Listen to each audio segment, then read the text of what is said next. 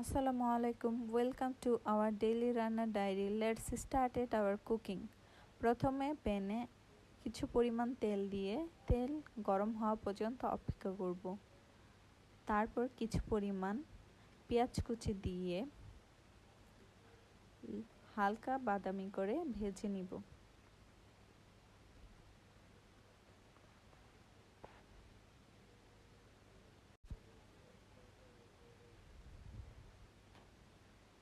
হালকা বাদামি ভাজা হয়ে গেলে আমরা এতে পরিমাণ মতো লবণ দিব।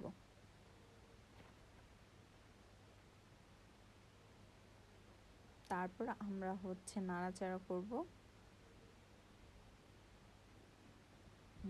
এখন আমরা চিংড়ি মাছগুলো দিয়ে দিব।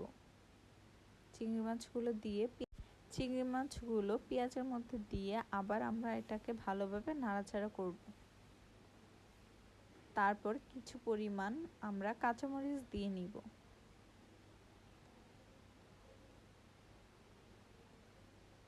এখন আমরা আদা বাটা, রসুন বাটা, পেঁয়াজ বাটা একে একে দিয়ে দিব।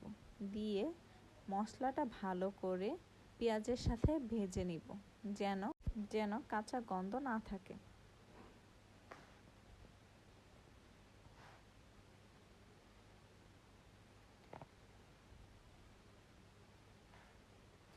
এখন আমরা হলুদ গুঁড়ো, কিছু পরিমাণ পানি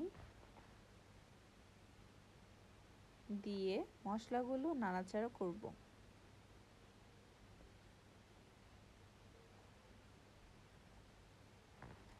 এরপর সামান্য পরিমাণের মরিচ গুঁড়ো, যে যতটুকু ঝাল খেতে পছন্দ করে সেই পরিমাণ মরিচ গুঁড়ো দিয়ে নেবেন।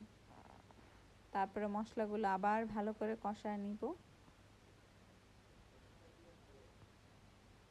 তারপর কিছু পরিমাণ পানি দিব, দিয়ে মশলাটা ভালো করে কষাবো, যেন মশলার কাঁচা গন্ধ না থাকে।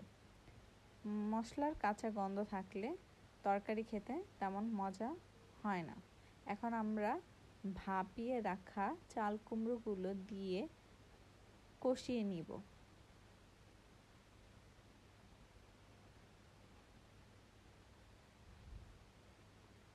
তরকারিটা ঢাকনা দিয়ে ঢেকে দেব। 10 মিনিট পর ঢাকনা দিয়ে খুলে আবার নাড়াচাড়া করে নিব।